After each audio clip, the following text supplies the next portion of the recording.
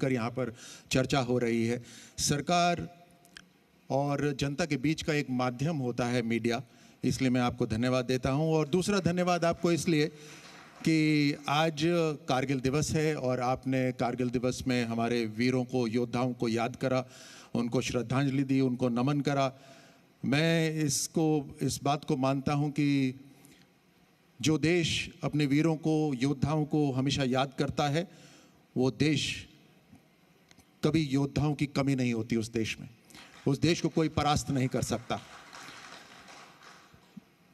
कारगिल दिवस की जो बातें हैं, जो आपने जिस तरह की चोटियां यहाँ पर देखी, किस तरह के पहाड़ यहाँ पर देखे, -20 डिग्री सेंटीग्रेड तो टेम्परेचर रहता है वहाँ पर। ऐसे टेम्परेचर में ऐसी ऊंची चोटियों के ऊपर लड़ना, आप समझ सकते हैं कितना मुश्किल होगा। जो ऊपर चोटी पे बैठा हो, अगर ऊपर से कंकर भी फेंके उससे भी चोट लगती है, और आप समझ सकते हैं कि आधुनिक हथियार के साथ वो बैठे थे। लेकिन ये हमारी भारत की सेना है जो गांव ढाणियों से आती है, जो सूखी रोटी के ऊपर भी जी लेती है। उसने वहाँ पर ऐसे दुश्मन के छक्के छुड़ाए कि यूएस की सेना भी इस युद्ध के बाद भारत की सेना के साथ ट्रेनिंग के लिए आई। वो जानना चाहते थे कि आप पहाड़ी क्षेत्र में किस तरह से आपने युद्ध करा। तो मेरा सैल्यूट, मेरा श्रद्धांजलि योद्धाओं को, वीरों को, बलिदानियों को, और मेरा सैल्यूट हमारी भारत की सेना को, उन माँओं को जिन्होंने ऐसे योद्धाओं को जन्म दिया। और सर, अब सर्जिकल स्ट्राइक और इसके अलावा ऑपरेशन सिंदूर जो हाल ही में हुआ, उसका भी जिक्र मैं करना चाहूँगी, क्योंकि इसको आप बेहतर ज़्यादा अच्छे से भी समझ सकते हैं, चाहे वो आप सरकार में रहकर समझें या उन ऑपरेशंस का हिस्सा कभी आप भी रहे हैं, उस तरह से समझें। देखिए, जब दूसरी सरकारें थी 2014 से पहले, तो ये हकीकत है कि वहाँ पर बॉर्डर एरियाज़ के ऊपर, सरहद पर ये आदेश होते थे, जो दुश्मन भी जानता था कि अगर वहाँ पर फायरिंग होगी तो भारत की सेना को केवल छोटे हथियारों से फायरिंग की अनुमति है। बड़े हथियार की अनुमति लेने के लिए दिल्ली फ़ोन करना पड़ता था। ये सरहद के पार बैठे दुश्मनों को भी पता था, और वो इस बात से भारत की सेना का मखौल भी उड़ाते थे कि अगर हम फायर करेंगे तो आपको तो दिल्ली से अनुमति लेनी पड़ेगी। मुझे लगता है इसी हकीकत की वजह से अगर अमित शाह जी जब बोलते हैं कि वहाँ से गोली आएगी और यहाँ से गोला जाएगा, तो वो इसी हकीकत के कारण बोलते हैं, क्योंकि अब खुली छूट दी गई है भारत की सेना को जवाबी कार्रवाई करने के लिए। आपने जिस तरह से देखा, ये पाकिस्तान की पॉलिसी रही है, डेथ बाय 1000 कट्स, कि एक बड़े राष्ट्र को इतना घायल कर दो कि वो लड़ने लायक ना रहे।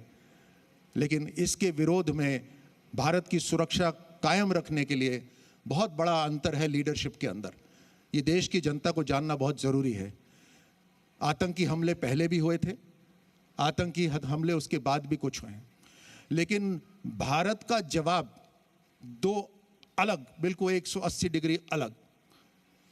जब बॉम्बे में, मुंबई में जब हमला हुआ था, होटल्स पे जब हमला हुआ था, उसके बाद कोई सैनिक कार्रवाई नहीं करी गई थी।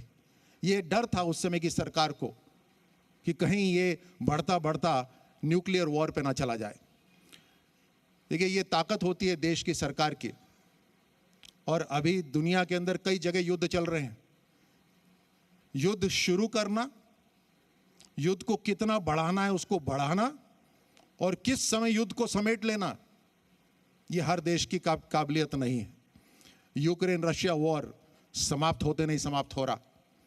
और भी कई जगह हैं जहां युद्ध शुरू तो हो जाते हैं लेकिन उसके बाद हाथ से निकल जाते हैं। इस काबिलियत को समझना बहुत ज़रूरी है कि भारत की आज की लीडरशिप की ये काबिलियत है और भारत की सेना पर इतना विश्वास है कि हम युद्ध कर भी सकते हैं, युद्ध को बढ़ा भी सकते हैं, और ज़रूरत समय पर उसको समेट भी सकते हैं। ये भारत की ताकत है। और हमें संदेश देना था, मेघा जी, हमें संदेश देना था, और संदेश इससे स्पष्ट नहीं हो सकता। आप गूगल कर लीजिए, इंटरनेट पे देख लीजिए, किस देश के राष्ट्रपति ने, किस देश के प्रधानमंत्री ने इतना स्पष्ट अपनी मिलिट्री डॉक्ट्रिन बताई हो, अपनी देश की सुरक्षा की जो पॉलिसी है वो बताई हो, जब साफ स्पष्ट शब्दों में प्रधानमंत्री मोदी जी ने कहा कि अब से अगर हमला होगा तो उसकी कीमत पाकिस्तान की सेना को और पाकिस्तान की अर्थव्यवस्था को चुकानी पड़ेगी। ये बिल्कुल स्पष्ट हो गया कि आतंकियों को, यानी नॉन स्टेट एक्टर जो हमेशा कहता था पाकिस्तान, नॉन स्टेट एक्टर को और स्टेट एक्टर को अब भारत अलग से नहीं देखेगा। इतनी स्पष्टता संदेश दे दिया पूरी दुनिया को। और ये तो डायनामिक दुनिया है, यहाँ ये सब चलेगा, लेकिन उसका जवाब जब देगी भारत, उसका नुकसान कितना होगा वो हमारे दुश्मनों को पता रहना चाहिए। अब सर, क्योंकि हम इन्वेस्टमेंट की, उद्योगों की बात करें उससे पहले, क्योंकि आप राजनीतिक जीवन में हैं, कैबिनेट मंत्री हैं, जिम्मेदारियां बहुत सारी हैं, ऐसे में आप खुद को रिलैक्स कैसे रखते हैं और फिट कैसे रखते हैं, ये ज़रूर बता दीजिए। ये आपने कहाँ से सवाल एक गूगली डाल दी यहाँ पर। सर, हम ये अभी युद्ध की स्टार्टिंग बात कर रहे थे। देखिए, मुझे लगता है कि एक सैनिक रहा हूँ, एक खिलाड़ी रहा हूँ, और एक लक्ष्य पूरा करने का हमेशा मेरी एक परंपरा रही है या ट्रेनिंग रही है। सो अभी जो लक्ष्य है वो और भी बड़ा है। वो किसी एक पोस्ट को सुरक्षित रखने का नहीं है, वो किसी एक पदक को जीतने का नहीं है, वो हमारी आने वाली पीढ़ी को इतना मजबूत करने का है कि वो दुनिया में भारत का डंका बजा दे, भारत का परचम लहरा दे। तो ये एक मिशन है, और इस मिशन के अंदर जब ऊर्जा जनता से ही मिलती है, और मैं यकीन से कह रहा हूँ, जनता के मुस्कुराते चेहरे, उनका सेटिस्फैक्शन जो मिलता है, उनसे जो सुकून जो मिलता है, उससे एक ताकत आती है। और मैं अक्सर जब भी कोई पब्लिक प्रोग्राम्स में जाता हूं तो वहाँ छोटे बच्चे होते हैं, उनसे मैं ज़रूर बात करता हूं। अभी वो लड़की भी बैठी है, जब मैं आ रहा था तो मैंने उसको बाय करा था, उसको समझ नहीं आया कि मैं बाय उसको किस लिए कर रहा हूँ। ये एक इनको देखते हैं, इनके मुस्कुराते चेहरे देखते हैं तो वापस से एक रिजुविनेशन हो जाती है। सो यही है, ताकि हर तरह से मुस्तैद रहें। आप सर, इसी से, क्योंकि आपने बच्चों का जिक्र किया है, एक वीडियो था आपका, और बीकानेर का वो वीडियो था, आप स्कूल के बच्चे थे, उनसे शायद मिले, भावुक आप हो गए थे, और आपने कहा मैंने ऐसे ही शुरुआत की थी। वो उस अनुभव को ज़रा आप बताना अगर चाहें कि किस तरह का आपका संघर्ष रहा है। मेघा जी, मेरा जीवन बहुत साधारण रहा है। गांव से मैंने शुरू करा है। मैं जानता हूं कि किस तरह से हमारे पास बैट भी नहीं होता था तो लकड़ी की, वो पेड़ की टहनी तोड़कर हम उसी से बैटिंग करना शुरू कर देते थे। जब बल्ला नहीं होता था तो पाँव से लेग क्रिकेट खेल लेते थे। बताओ, आपने खेला या नहीं खेला? सबने यहाँ लेग क्रिकेट खेला हुआ है। अच्छा, वो बैट और बल्ला क्लास में भी जब चल रही होती थी तो हम किताब खोल के जो पन्ना खुलता था, छक्का और चौका उसी में लगा लेते थे। तो एक मन होता था खेलने का, एक मन का भाव होता था कि